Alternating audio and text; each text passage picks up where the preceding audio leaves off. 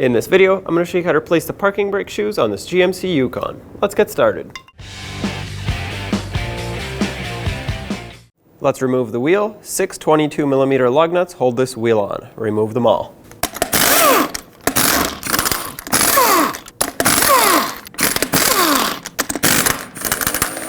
Pull the wheel off.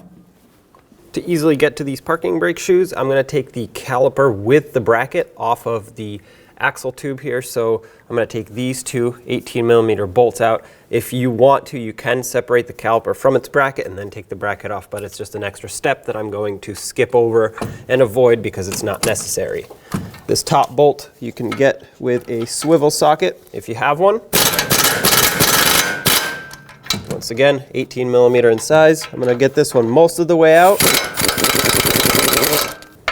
And I will put it back just a couple threads so that it can hold this caliper while I take the lower one off, which we have to do by hand because there's not enough clearance. These are pretty tight, so you're going to want some sort of a breaker bar or long ratchet to break them free. There we go.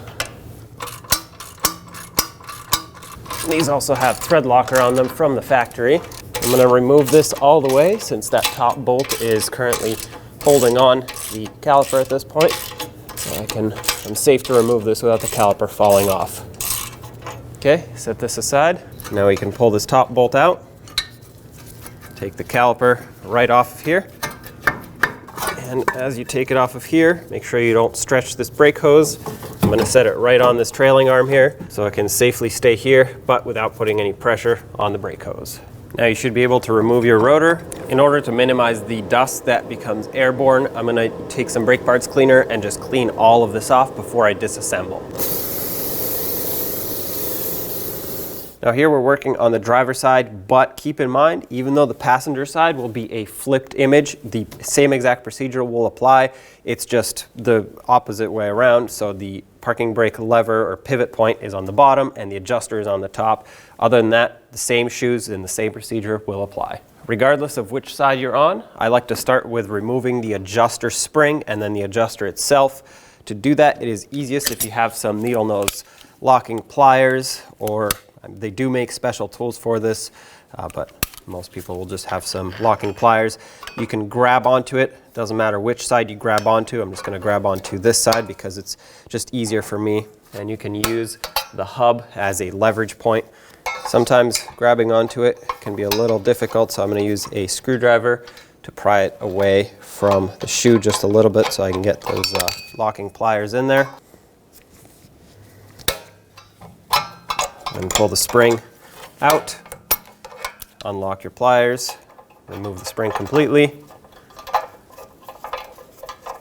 There we go. This frees up your adjuster, which, as you can see at this point, you can freely spin. I'm going to use my screwdriver and bottom it out all the way. The more you close it up, the easier it's going to be to pull this off of here. You can now spread the shoes apart and remove said adjuster. Set this aside safely. We're going to reuse this as well as all the other hardware that we're pulling off unless it is in need of replacement. Oftentimes you can reuse these adjusters unless they are completely rotted, but what tends to actually go bad first is the springs and the retaining pins, which I'm going to get to in a second. So inspect all the hardware as you take it off and make sure it's in good condition. The springs will either rust or stretch. This one doesn't have either of those, so it's perfectly fine to reuse. So like I said, set all of this aside. I'll show you how to re-lubricate and reuse all of these things properly. At this point, I'm going to continue with the top spring. You don't have to. If you want to at this point, you can take the two spring retainers off, pull the shoes in together a little bit, and then take the spring off. I'm just going to choose to do it now. But regardless, to take this one off, at this point, you will need your trusty screwdriver, flathead, so you can pry the spring away just a little bit, and then you're going to want to lock your needle nose locking pliers nice and tight on the spring, and then pull the spring away. This one is a little tougher, keep that in mind. There we go. Use the hub as a leverage point. That just fell out, but also you want to keep in mind how it's positioned. You can see the spring is basically offset compared to the hook part. The spring sits lower so that it can clear this attachment point. They're the pivot point for the shoes, whereas the hook sits a bit higher. If you put it on backwards, it'll actually start bending. It won't fit right. So, having said that, set this aside, inspect it of course. Mine looks really good. And that leaves us with these spring retainers here. Back at it with the needle nose locking pliers. What I'm gonna do is I'm gonna spin this just a little bit so I can grab it onto the round side of it. I know it has these two flat cutouts, but my pliers will do best if I grab over here. Otherwise it'll grab onto the spring more than the cup. And you wanna clamp this cup down so that, well, obviously without crushing it, you just want to hold on to it nice and tight, and you'll notice that it has a slot in the center. The slot will be at a 90-degree offset compared to the pin that goes through it. Basically, the way to unlock it is to have one hand on the back holding the pin, the other hand here with the locking pliers, pushing this in just like this. Once you've pushed this in, you should be able to twist it 90 degrees, and then this should unlock. Make sure it doesn't go flying. A lot of times they do. Pull this out, and now you should be able to remove your shoe. Of course, we'll do the same to the other side. Sometimes it is helpful to grab this and spin it just a little bit so you can get a better angle with those locking pliers. Be very careful when you do that though, because you don't want to break the head of the pin off. If you do, you'll need a new one. There we go. Oh, make sure you get that back. Take the shoe out. Take the pins out. Brake parts cleaner and a wire brush will be the best tool you can use here. Just clean it all down. Make sure you scrub these areas where the shoes ride, as well as the adjuster here. Make sure this pivots freely. It does in my case, so I'm good to go.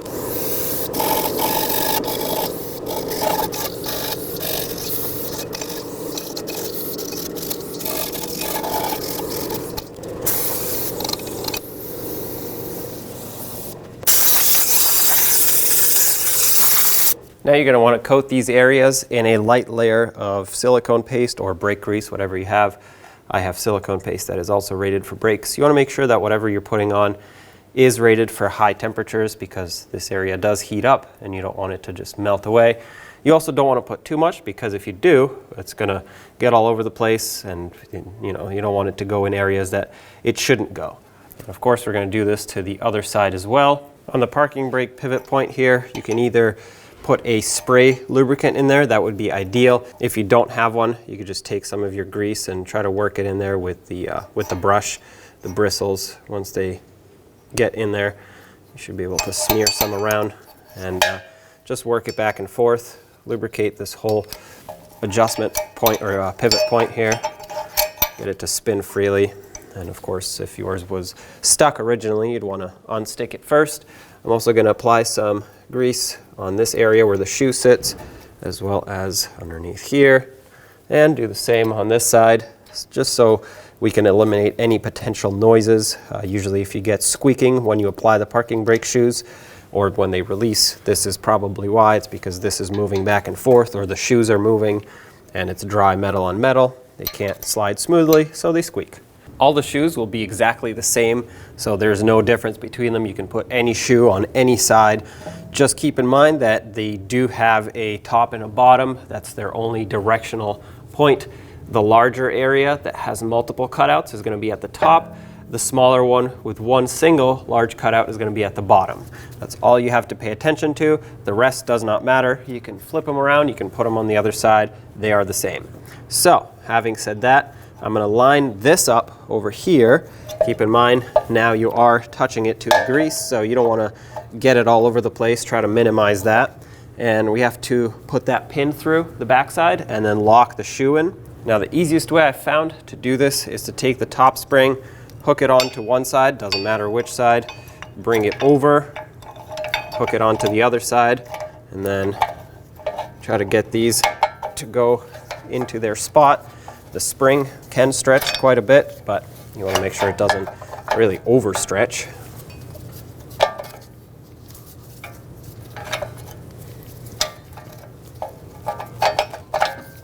Okay.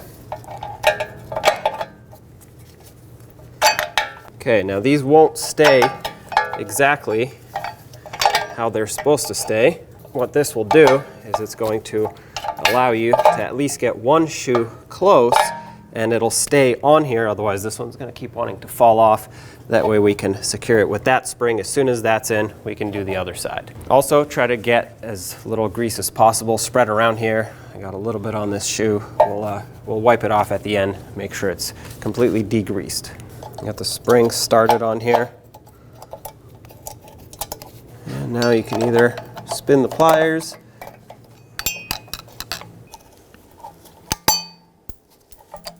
After fighting with this for quite a while, I decided to put these locking pliers here to basically stop the shoe from going further in that way, so that when I push the pin, all I have to do is push inward on the shoe, and that's it. My pin is lined up. It stays there. So basically, you need this shoe to hold it on, and a set of, I don't know, locking pliers or C-clamp or whatever you might have to hold it and prevent it from sliding that way. If you have something that's large enough to fit around the backing plate and clamp it on, go ahead and use that, but I don't. So this is the setup that I came up with. Okay, so now let's try this again. I'm going to put this on,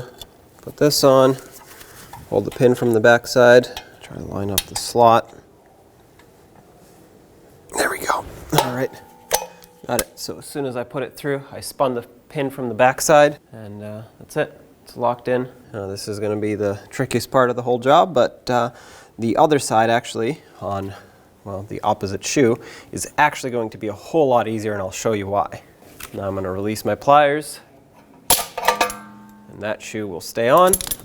On this side, make sure your shoe is set in at the top the way it's supposed to. Mine's perfect. I'm going to move down from there. And the reason this side is a whole lot easier is because there's no backing plate in the way. This is where the caliper goes, so you can easily either hold it or use some pliers or a C-clamp or whatever you have, and just basically secure this in place so that it stops pivoting around, and you can easily just install that retaining pin. So I'll put the pin through, get that spring on. Once you're ready and you think it's as lined up as it's going to be, press it on. Hopefully you can still spin the pin from the back side. And there you have it. This side, like I said, it's going to be a whole lot easier. Now inspect your shoes. Make sure there's no grease on them from you maneuvering them around. Mine are good to go. If they do have grease, clean them off with brake parts cleaner and a rag. Now it's time to put in the adjuster, and mine is in good condition. As you can see, it's not rusty, it's not stuck, but it is dry, so I do have to add grease to it. The threads are great. If they're not, wire brush them or put them through the wire wheel. Or if it's in really bad shape, you're gonna wanna replace it. But like I said, there's pretty much nothing to clean up on mine. I just have to grease it up. Put a little bit of grease on the threads. You don't want to put too much, because if you do, it's just going to get pushed off as you thread it in. I'm going to put a little bit extra in here.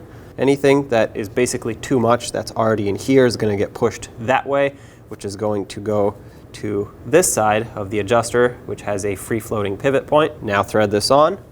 And now from the other side, get that brush in there with the grease. I'm using the same silicone paste I used earlier. Still make sure that whatever you're using is rated for higher temperatures. Now get this piece back in here and just give it a few twists. That'll work that grease in and push the air out. Sometimes it will have a little bit of excess air. Get all the excess grease off of it. And I do like to also lubricate these points, because the shoes do touch here. So if it's not lubricated, it can cause a little squeak. Now let's put the adjuster back in. It's not absolutely necessary that you put it exactly the same way that it came out, but it is good practice, because if you're used to spinning it in one direction to loosen or tighten up these shoes, well, you're used to that. So you want to put it in the right direction. If you put it backwards, not only could it be slightly offset compared to the access hole from the back, but you're going to be spinning it in the wrong direction if you are used to one particular direction. Having said that, the threads on the driver's side will be facing towards the rear of the vehicle, and the free-floating side towards the front of the vehicle. That's how I took it out, so that's how I'm going to put it back. Slide this in here. It won't be adjusted, obviously. It's going to be free-floating in here. And now we're going to put that spring on. The lower spring is the weaker of the two, so hook it on to one side, just like this. This spring does not have a direction, and it's not offset in any way like the top one. Grab this with your locking pliers, hook it in, and Mine isn't completely seated, so I'm going to make sure that I push it in all the way. And there we go, that just seated. It is normal for it to bow on top of that adjuster like that. So all you have to do at this point is adjust the shoes. To do that, we're going to do this while the rotor is off from the front. Spin this either clockwise or counterclockwise to adjust them properly, and let me show you exactly what you should be looking for. All right, to test these out and adjust them properly, take the rotor, slide it on. It should slide on very easily with them de-adjusted all the way, and then you want to spin it. I do hear some noise. You want to listen for it. You want to hear the shoes just barely touch, or maybe touching on and off as you spin it. Right now, they are constantly dragging, as you can hear. So what I'm going to do is apply the parking brake and then take it back off. That'll usually seat the shoes. If you look on the driver's side underneath the side steps here, the running boards, you'll see the e-brake cable, and if you pull on it, it will apply the parking brake. Now that I've applied it a few times, hold pressure on this. Nope, don't spin it too fast. It is a limited slip, so it'll lock. I actually do hear the parking brake shoes just barely touching the whole time, so looks like for me, I don't have to adjust them at all. If you had to, you would go down here and spin it to push them out a little bit. But it looks like for me it's properly adjusted as it is. Now there isn't a whole lot for me to clean here on the hub, so I'm just going to put new anti-seize on. The surface of the hub is in perfect condition, honestly. So I'm just going to lather it on here. Try not to put too much and avoid getting it on the lug studs, but you do want to coat this, especially around the center ring here, or the hub bore, basically where the rotor sits and the wheel sits, because you don't want anything to get stuck on. But this also prevents rust from building up, and if rust builds up, well then it'll swell, the rotor won't sit on flush, and then you'll have weird braking pulsations, braking issues. You want to avoid all that, so make sure it's nicely coated. If the backside of your rotor has rust buildup, clean it, sand it, do whatever you have to do to make it nice and flat. Mine is perfectly fine, it's clean, it's just a little bit dirty from the old grease and the brake dust, so I just wiped it down, and this is ready to set back on here. Slide it on. There we go. Now take your caliper, line it back up with the rotor, and slide it over. There we go. As soon as these line up, thread the bolts on. Snug them up.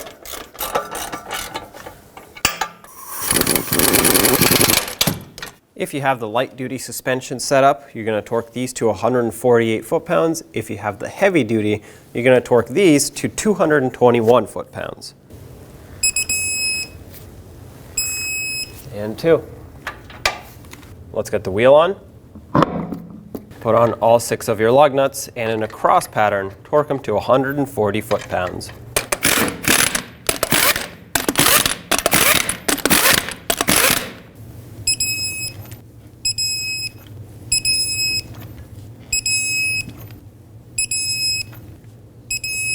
Double check them.